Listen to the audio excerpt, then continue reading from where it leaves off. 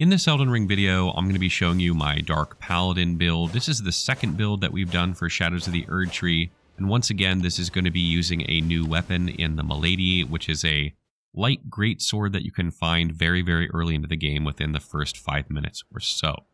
Light greatswords are extremely fast and fluid, and the Milady is no exception. It attacks quickly and rapidly, and it has a fantastic strong attack that does 2 hits, and then if you hit it again, it does another 2 hits. There are several weapons in Elden Ring that attack like this, not in the same attack pattern as this weapon, obviously, but that hit twice when you hit R2, and this allows you to build up attack power very quickly when you're using talismans and effects that give you more attack power when you hit enemies quickly, so you can get a lot of damage in a hurry with this weapon. And again, we will try and keep spoilers to a minimum for this video. I've blurred out the boss names. We only have 2 bosses, the same ones from the previous video, and very beginning areas of the DLC, and again, some of New Game Plus as well. Kind of showcase the build there so you can see how it works with even less spoilers. So as I mentioned, you can grab Milady very early on in the game. It's very close to Castle Front. You're going to go past that Site of Grace, go into Castle Ensis, and just go in there a little ways. You'll come upon a spot where you can go left into a tower, go up in that tower, climb the ladder, and it's in a chest up there. You don't have to kill any tough enemies. You really don't have to kill any enemies. You could run by every single enemy just to get it. So you can get this very, very fast. And this weapon scales very well with Keen. It is a more dexterity scaling weapon than a strength weapon. You can still do it strength if you want. There could be some cases to do that here for sure. I generally like the Keen scaling of the weapon. I have pretty good damage with it, so I stuck with Keen here. But that by no means has to be the only, way you want to use this. And essentially, I've done 2 things here. I've stuck Golden Vow on here in order to buff my damage and resistance, and I've also used Cragblade. So I've swapped back and forth in the footage. When I was first testing this build, I was using Cragblade to buff my physical damage, stance damage, damage to blocking enemies, etc. on the weapon.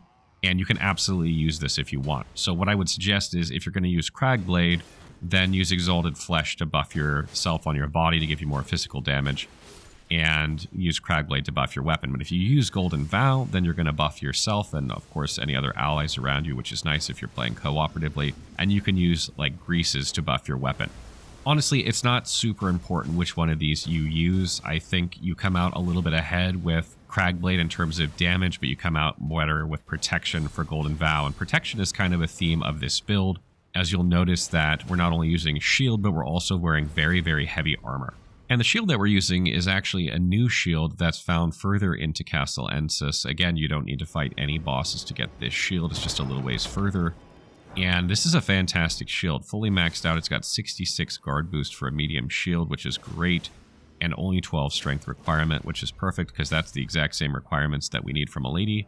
So we don't need any more strength for this, and we can just crank dexterity.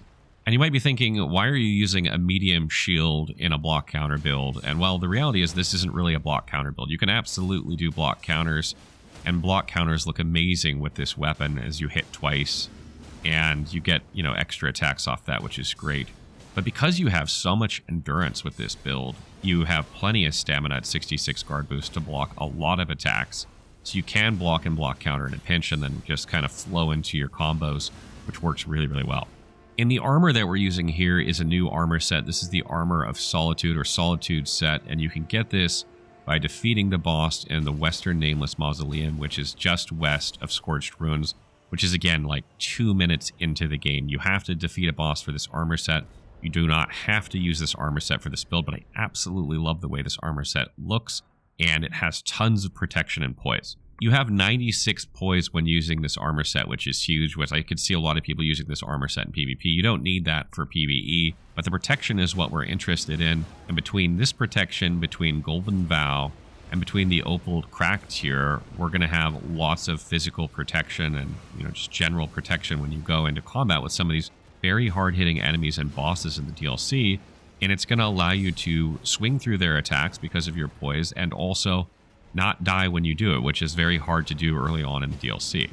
And I would recommend also that you pick up and get, turn in as many Erdtree fragments as you can early on, because this is not only going to increase your damage, this is going to increase your resistance, and that's what's really going to allow you to pull this off in the, Land of Shadow. And we have some of those locations here in this video. I'll just show you really quickly some places you can pick up some you should be able to have +4 before the first major story boss, which would give you essentially like a 20% damage increase and a bunch of resistance.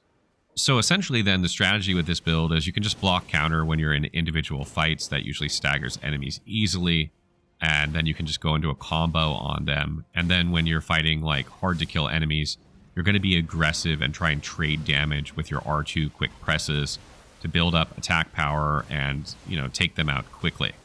For talismans here, I have Millicent's Prosthesis because we're dexterity scaling with this build. That's going to give you 5 dex and will increase your attack power as you attack, which is really nice.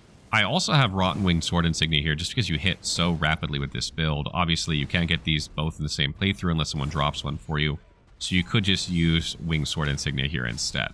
Other talismans that are good for this build, Dragon Crest Great Shield Talisman is even more protection with this build, so it's even harder for you to die. Do not underestimate how hard enemies and bosses hit in this DLC. I think if you're watching this video and you just started playing the DLC, you're going to know this right away, and this is a build that can really alleviate some of that damage. And then lastly, we have Great Char's Arsenal. This makes it so that we can medium roll with this heavy armor with the 40 endurance we have. If you don't have this, you're going to be either over encumbered or you're going to be heavy rolling depending on how much endurance you have, and that's just not good for anyone. So make sure you have this one slotted. Other talismans you could use for this build, instead of something like Rotten Winged Sword Insignia or Millicent's Prosthesis, you could use the Axe Talisman if you find that you're using your charged heavy attack frequently. I use that quite a bit for staggering enemies in this DLC or with this build, so that's not a bad one to have as well. Additionally, you could use the Spear Talisman if you went the full physical route with Crag Blade, something like that, in order to take advantage of the thrusting attack of this weapon. But I just find that I like the R2 attack better, so I don't tend to use that. Attribute-wise, we have 50 Vigor, 20 Mind, 40 Endurance, 12 Strength, 80 Dexterity, 16 Intelligence, 7 Faith, 9 Arcane. You don't need any Intelligence, Faith, Arcane. Started as an Astrologer, so my stats there are quite high. If you started as another class, you're probably going to have a better, more optimal stat spread for level 150. Vigor is at 50, but you're probably only going to continue to take this up as you go because your strategy is trading damage. So the higher your health pool, the more effectively you're going to be able to do that. Probably want to take this up to 60 sooner rather than later.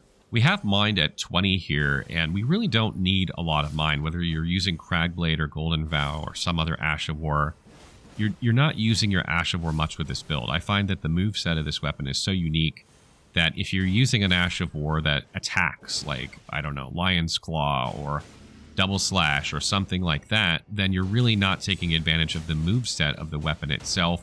So I prefer something that just buffs your damage so you can play around with the weapon's moveset.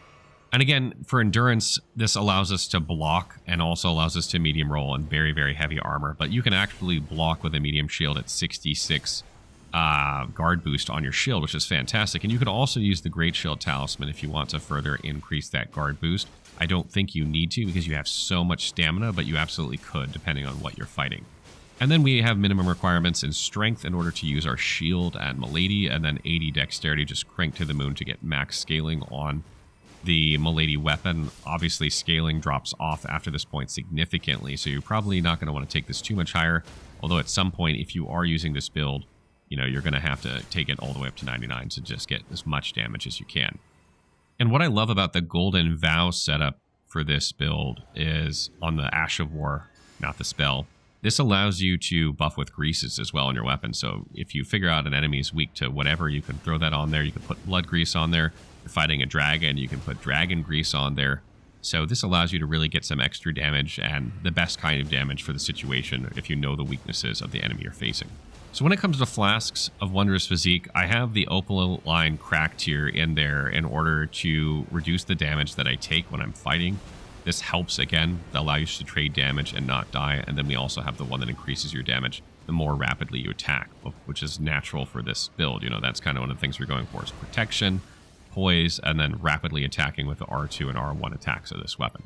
And when it comes to Great Runes for this build, I think Morgoth's Great Rune or Millennia's Great Rune are the two of choice here. Morgoth is going to give you a huge amount of health, which will allow you to trade damage and not die easily. And Millennia's will allow you to regain some of your HP if you hit enemies quickly after receiving damage. And since you're just spamming attacks, that tends to happen a lot with this build. So either of those would be a good choice for this build.